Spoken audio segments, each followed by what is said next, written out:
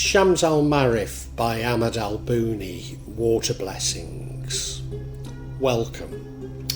Once again I'm indebted to Sufi Mystic and his wonderful channel for drawing my attention to the importance of water in Shams al-Marif. I was very much aware of what he said from my own Kajawan traditions, but I'd not realised that some of it probably came from Shams al-Marif. Drinking water. Of course, water is an elemental, but the focus of this vlog is about using water for drinking, cleansing the body and cleaning the home. Indeed, as Muslims, we take Wadhu or ablutions before we pray. Thus the word al-ma, water in Arabic, appears 63 times in Al-Quran, which reveals the secrets of the 17th century discovery by science. Allah's throne was on the water, so it's believed that he created life on the basis of water. And to quote from Al-Quran, Surah 21:30, we made from water every living thing. Al-Quran described the water cycle long before it was discovered in the West. Water represents purity in Islam, and in accordance with Ibn Arabi, by performing ablutions, believers get rid of vanity and appear in themselves as servants to Allah. So in other words, water helps us to suppress the ego. Providing water to others is considered sadaq, i.e. it's a good thing to do. So many Islamic charities focus on the provision of clean water. Muhammad himself provided recommendations on how we should drink water, and often these have a good scientific or medical reason, and these would include take a clean glass and fill it with water, i.e. don't drink from a container such as a bottle or a pitcher. Only take sufficient, do not drink too much, even when you're very thirsty. Recite Bismillah, hir-Rahman, nir-Rahim, in the name of Allah, the entirely merciful and especially merciful, before you drink the water. Drink the water with the right hand, as of course the left hand is used for cleaning after defecation. Sit down and drink the water slowly. Drink the water while taking 3 breathing pauses. While drinking water, do not blow or exhale your breath into the glass. Now, I'm going to contradict that a bit later, but anyway. And finally, recite Alhamdulillah, all praise is due to Allah, after drinking the water. In Java, there's a tradition of drinking water that's been blessed by reciting Bismillah, hir-Rahman, nir-Rahim to remove jinn. Although better still would be to recite Surah Ayat Al-Kursi over the water and then drink it, and that would be even more effective in removing a jinn. Really, we should drink water that's running, as we do when taking Wadhu. So when we take Wadhu, the water has to run.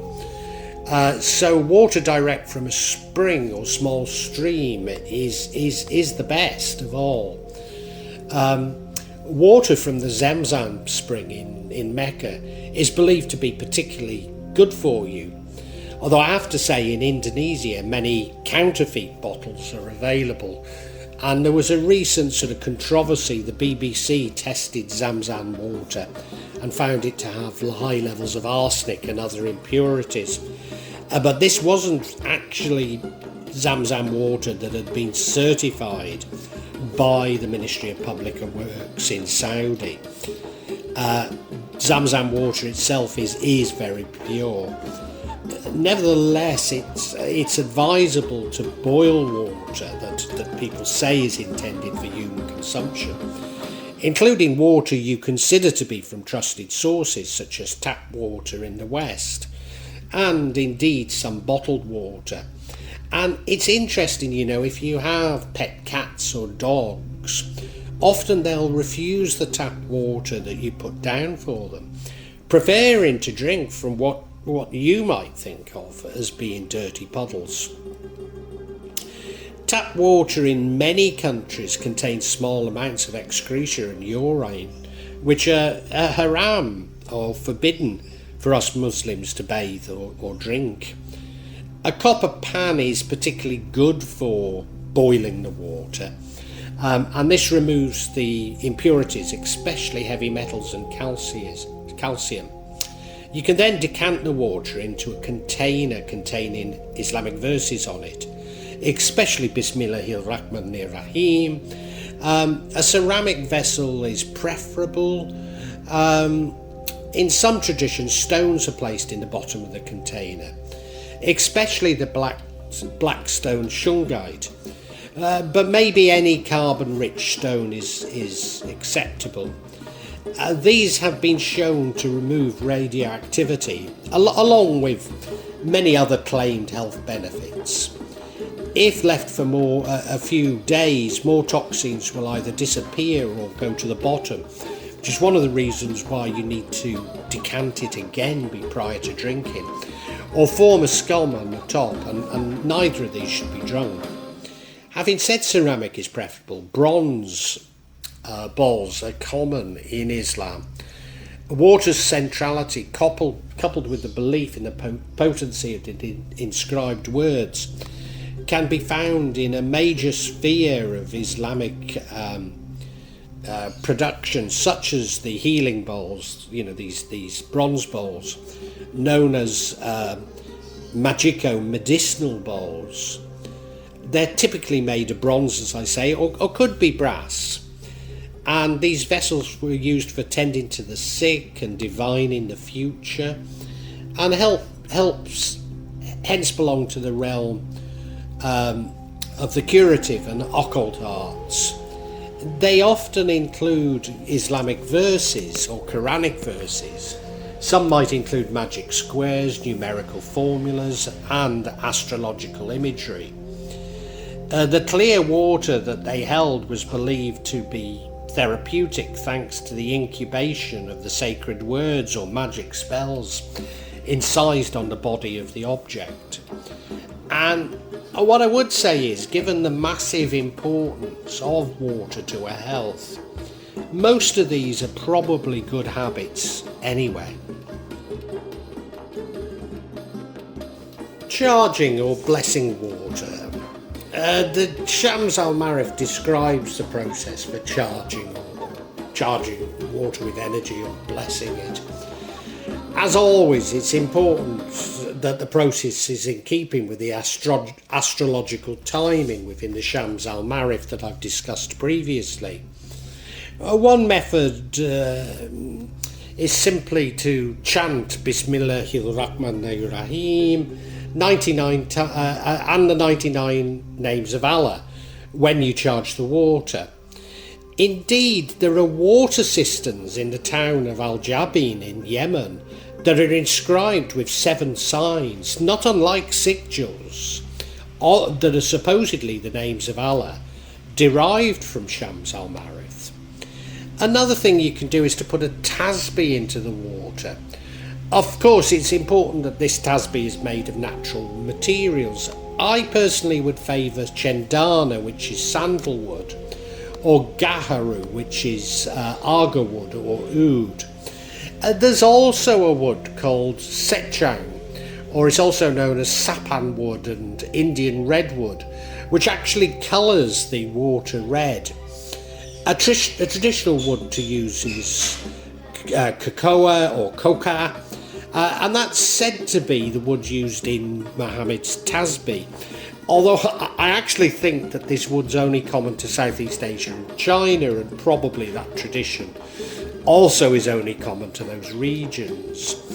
And maybe you could even use janitri or rudrakska seeds. A semi-precious stone like Yemeni agate would be very good. although, whatever you prefer in terms of semi-precious stones, Pyrrhus or turquoise I would also recommend. However, I do have a Tasbih that I do use made of cow bone, but I wouldn't use this for placing in the water because there's a possibility that it would invoke the spirit of the cow. I mean, that might be a good thing, but it might not. However, the main method talked about in Shams al-Marif is to place a talisman in the water. In particular, this uses the magic squares, wafak or tasbih, that are described in Shams al-Marif and I've described in my other vlogs. Although, to be honest, a simple dua, a prayer or Qur'anic verse will also work. It would be normal for these to be written in saffron ink, which I use, and this isn't poisonous. But I guess any non-toxic ink is fine. Write them on a plain piece of paper or some animal skin, such as a deer skin.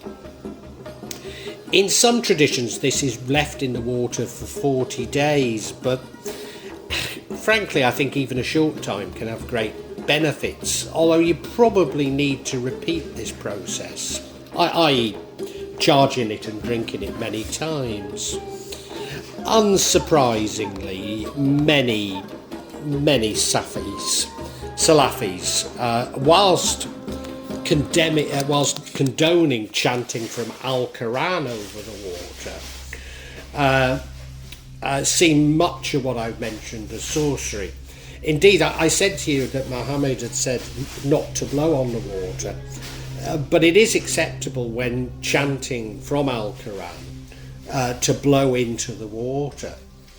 And I suppose it's no surprise, but this water is also particularly good for watering of plants.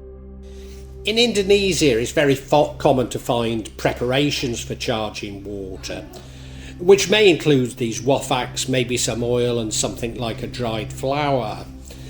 In the past, I've bought wafak from Cirebon, which includes some soil, although it looked more like sand from the grave of Sunan Gunung Jati.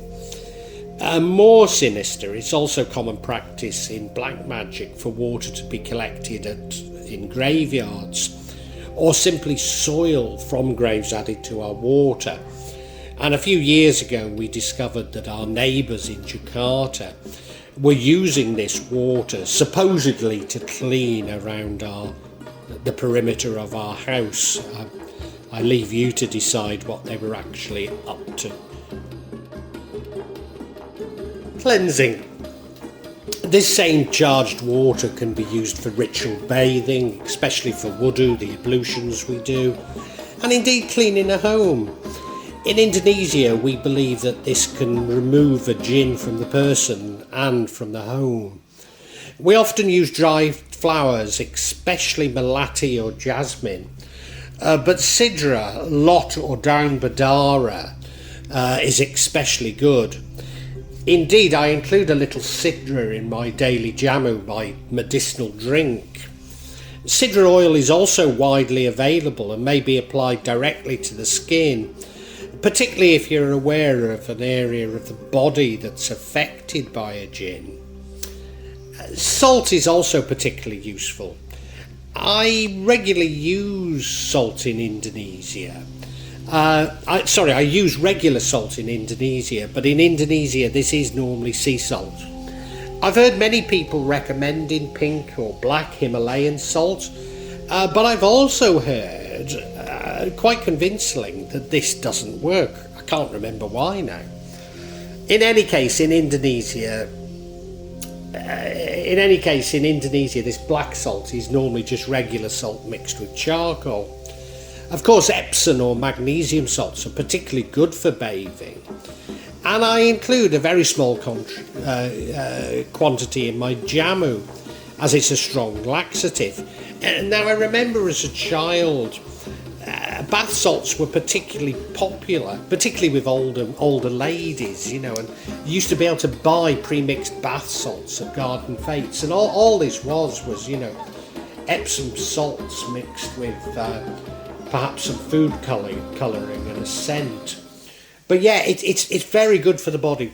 Epsom salt's very good indeed. I do, however, having said that, I've heard that you shouldn't use pink Himalayan salt. I do have a pink salt, which is a rock salt, supposedly from Medina. So I guess it should work very well. A raw salt itself can be sprinkled around the home to remove spirits. Now, I believe that they become trapped in the crystals, so therefore this this salt should be regularly removed as a part of your home cleaning. But you can then replace it. Again, these preparations, including salt, can be used for bathing and cleaning the home. And whilst this is good practice, this is sort of hygiene in magic, if you like, it may not be that effective in removing major possession and or curses. So it's a part of your sort of daily or weekly hygiene, if you like. Well, I really hope you've enjoyed this vlog, and if you have, can you help me out a little? Subscribe to the channel, hit the bell, and then you'll be notified of future vlogs. But also hit the like button and make a comment, because these seem to be what determine the YouTube algorithm, and I'm being really punished by it. So whatever help I can get from you is so appreciated. It really is. When I started this, I was going to do it this section, the real magic of Java. I was going to issue maybe every 2-3 months. Now it's happening maybe every 2 or 3 days. So yeah, if you hit the bell, you'll hear about it. And thank you so much. Thank you for listening. Really heartfelt thanks.